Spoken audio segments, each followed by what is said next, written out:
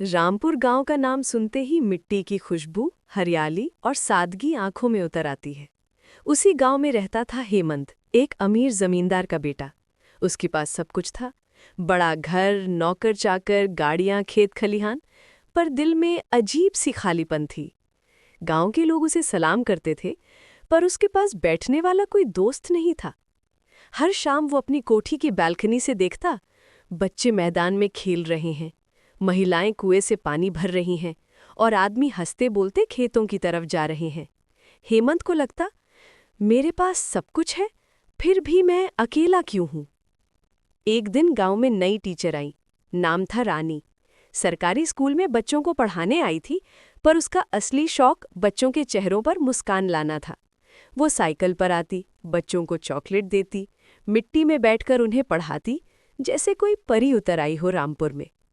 हेमंत ने पहली बार उसे मंदिर के बाहर बच्चों के साथ हंसते देखा। उसकी हंसी में कुछ ऐसा था कि हेमंत का दिल वहीं ठहर गया। अगले दिन हेमंत स्कूल पहुंचा, हाथ में ढेर सारी किताबें और कॉपी लेकर। बोला, इन बच्चों के लिए कुछ लाया हूं। रानी मुस्कुराई और बोली, सर, दान सिर्फ पैसों से नहीं होता, थोड़ा वक्त भी दीजिए। ये बात हेमंत के दिल में उतर गई। उस दिन के बाद वो रोज शाम को स्कूल आने लगा। कभी बच्चों को खेल सिखाता, कभी कहानियां सुनाता। धीरे धीरे वो बच्चों के बीच हेमंत भैया बन गया। गांव वाले हैरान थे। जो हेमंत पहले अपने महल से बाहर नहीं निकलता था, अब वही मिट्टी में बैठकर बच्चों के साथ हंस रहा था। रानी और हेमंत की दोस्ती बढ़ती गई। एक दिन रानी ने कहा, तुम अमीर पैसों से नहीं, दिल से हो हेमंत। हेमंत मुस्कुराया, शायद इसी अमीरी की तलाश थी मुझे। कुछ महीनों बाद गांव में आफत आई, बाढ़।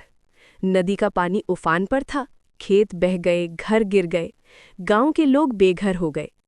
उस रात जब सब अपने बच्चों को लेकर खुले आसमान के नीचे थे, तब हेमंत ने अपने मकान के दरवाजे खोल दिए।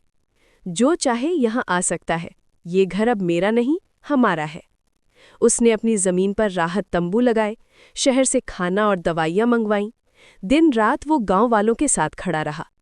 रानी ने उससे कहा, तुम्हें तो भगवान ने रामपुर के लिए भेजा है।